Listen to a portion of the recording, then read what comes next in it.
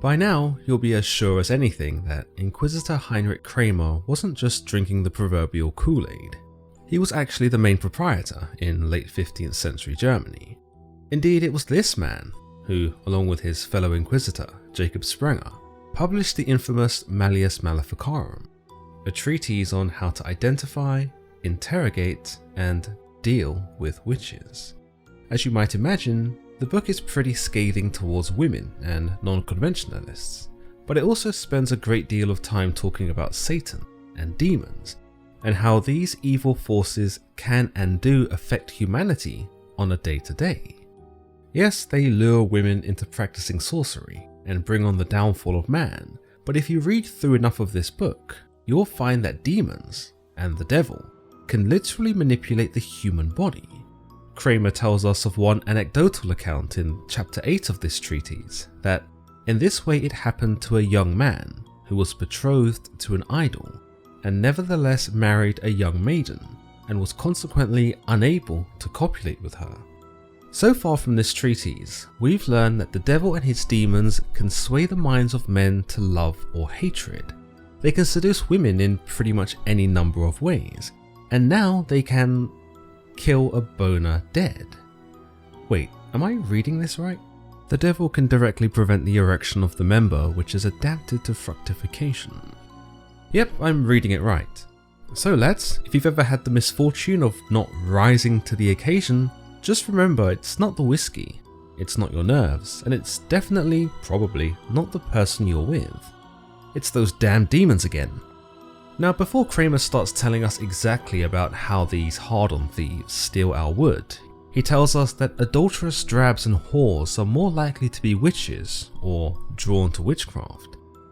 He doesn't really attempt to substantiate that claim here, but he does go on to consider the argument that people who were married were protected from witchcraft because matrimony was God's work, whilst witchcraft was the devil's. Indeed, to suggest a married person could be afflicted by sorcery would imply that the devil's work was stronger than God's. However, Kramer quickly counters this by telling us that this is sacrilegious to even contemplate, and tells us that of course God is stronger than the devil. He just lets the devil win sometimes, possibly to test faith, and that in these instances, he does allow the devil to besmirch a marriage, and that the reason for that is simply because it's God's work. Cop-out answer if you ask me, but I guess you might draw some similarities to the story of Job here.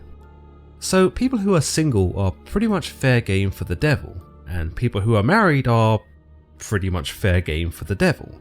No one is safe, which leads Kramer to talking about the venereal act. In fact, the title of this chapter, in typical Kramer fashion, is not only quite the mouthful, but pretty much dedicated to this very specific subject: whether witches can habitate the powers of generation or obstruct the venereal act. In other words, can witches weaken man's ability to perform sexually, and can they stop him from procreating? Short answer, yes. Long answer, well, strap in, because it's gonna be an interesting one. In answer to the idea that witchcraft can't affect married people, who are under the protection of God, Kramer concedes that it then must only affect those who are unmarried, or those fornicators who are breaking their marriage vows by having affairs. Yet he also suggests that based on this, it might be tempting to hold that witchcraft doesn't actually exist, and that if it does exist, it only exists in the minds of men. But no, that can't be the case, because as Kramer tells us, he's already proven witchcraft is real. He concludes this point by telling us that ultimately, it would be unseemly to make the argument that the devil's work is stronger than God's, and that it would therefore also be unseemly to suggest that the devil and his demons can obstruct the venereal act and prevent a man from performing in his bed. He notes that seeing as the devil cannot obstruct other natural actions such as eating, walking, and standing, he therefore could not directly stop a man from consummating his marriage. Indeed, if Satan had that kind of power, then he could destroy the whole world. Now, that's not to say that the devil should be taken lightly. No, on the contrary.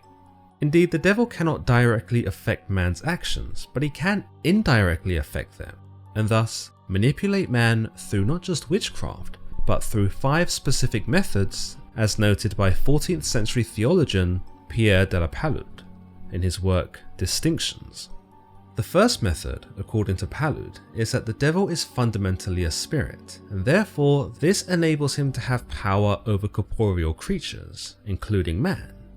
He can prevent local motion, can prevent bodies from approaching each other, either directly or indirectly, by interposing himself in some physical manifestation. Essentially, the devil can distract us, cause us to go somewhere we might not have otherwise gone, or moved us in a way that differs from our original intention. The second point is that the devil can excite man to act, or he can freeze that excitement. Here, Palud implies that the devil can invoke lust in us, but then, just as quickly, he can snatch that borrowed lust away. The third point is that the devil can disturb a man's perception and imagination so as to make women appear loathsome to him. He can warp a man's perspective of women to the point that he thinks women are unappealing, or worse yet, can even make it so that the man finds women to be adversarial, and then no longer wishes to have anything to do with them. The fourth point Palud makes is that the devil can prevent a man from obtaining an erection, rendering him unable to perform intercourse. The fifth and final point sees Palud go into more detail about point 4, telling us that the devil can directly prevent the blood flow of a man and can even prevent the distribution of his semen, saying that he can prevent the blood flow of the vital essence to the member in which lie the motive power, by closing, as it were, the seminary ducts, so that it does not descend to the generative channels, or falls back from them, or does not project from them, or in any of many ways fails in his function. Here Kramer tells us that Palud noted God allows the devil more room for operation when it comes to the art of cock-blocking, if you will, because it is through sex that the majority of sin is spread about. Somewhat randomly, he injects that serpents are more subject to magic spells than any other animal, but then veers off to note that women might also be affected by the devil when it comes to sex, for the devil might darken her understanding so that she suddenly considers her husband loathsome, no longer feels attracted towards him, and won't allow him for all the world to sleep with her again. So take note, boys, the next time your girl gets the ick, it's not your fault. It's just a case of Satan strikes again. Kramer continues of Palud's writings that the reason why men are more bewitched than women in respect to this inability to perform, or unwillingness to perform, is simply because men have penises that can get hard and women don't. He attempts to justify this claim by implying that it's easier to affect the hardware of the human body, that being the man's erection, than it is for Satan to affect the software of the human body, that being the woman's desire to sleep with her husband and her arousal in general. What's more, Kramer implies here that women are more superstitious than men, and that demons might choose to inhabit a man so as to frustrate and affect the woman more. Indeed, being unable to perform in bed might be somewhat humiliating for the man, but it can also knock the woman's confidence, leave her feeling unsatisfied, and even lead her into creating opportunities for adultery. This, Kramer tells us, the demons do in contempt for the woman, more so than they do in contempt for the man.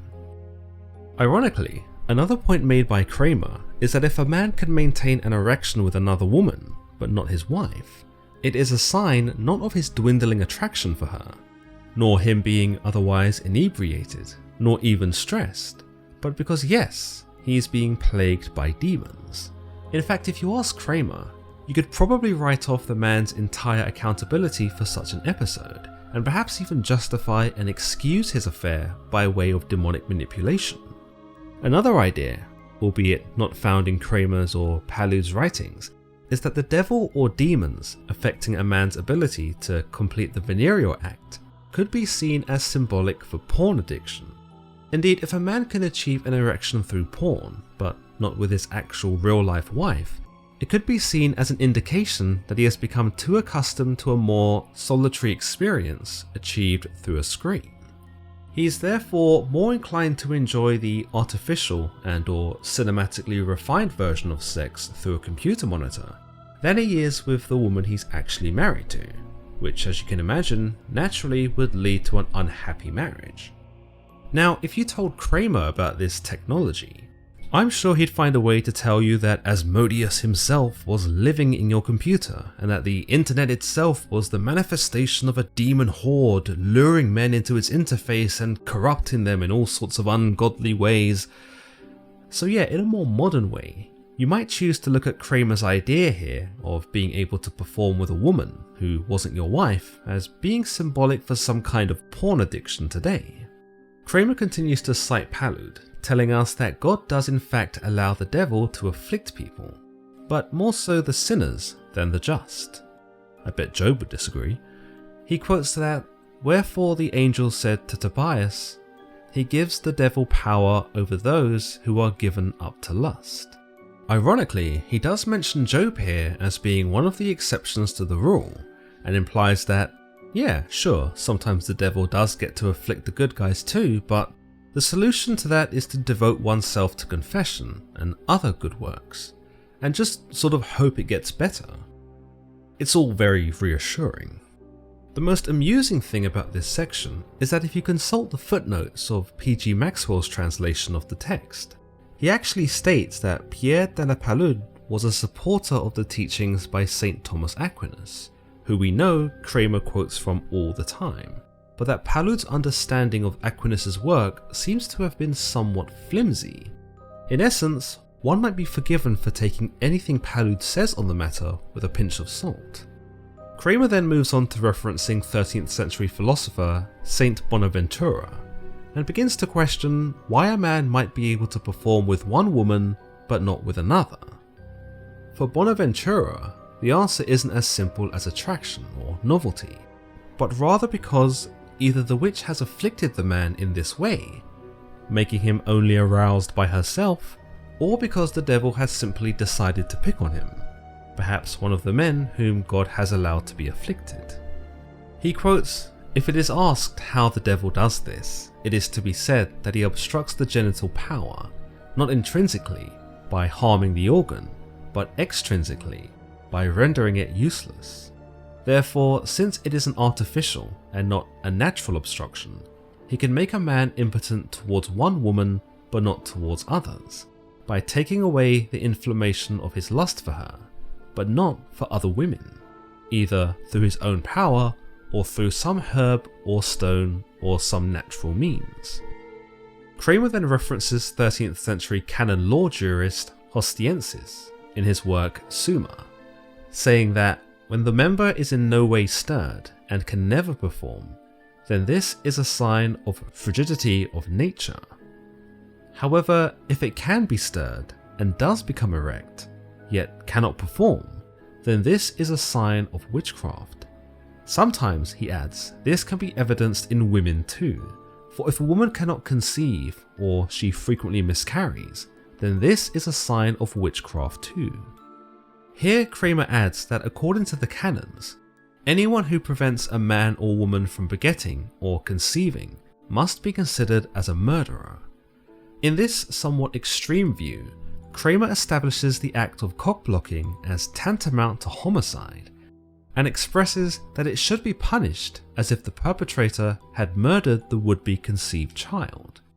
In fact, he goes a step further, saying that those who use contraceptives, such as potions, herbs, or anything that contravenes nature, are crimes that should be punished with extreme prejudice. Worse yet are witches who cast spells to achieve these same effects, whom Kramer details should be punishable with the most extreme penalties. After this, Kramer rambles for about a page and a half, pretty much just repeating himself and referencing his ideas in the previous chapters. Towards the end though, he begins to put Catholic doctors in his crosshairs, and determines that they made the following distinctions when it came to erectile dysfunction. The impotence was either temporary or permanent. If it was temporary, then it did not annul the marriage. Moreover, if it was temporary, then the man would have 3 years from his cohabitation with his wife to heal the impediment, which could be done through taking sacraments of the church or through other remedies, though I guess probably not those offered by a witch. If the man is unable to cure his impediment within 3 years, then it is presumed that his condition is permanent. That is, of course, if his wife hadn't already left him by that point anyway. In any case, by the 3-year mark, the couple have either overcome the man's issue, and thus overcome the witchcraft and the devil's work, or their marriage is automatically annulled. So much for in sickness and in health, huh? As always guys, if you've enjoyed today's episode, then don't forget to leave this video a like, and be sure to subscribe and turn on notifications so you don't miss my next upload. Until next time.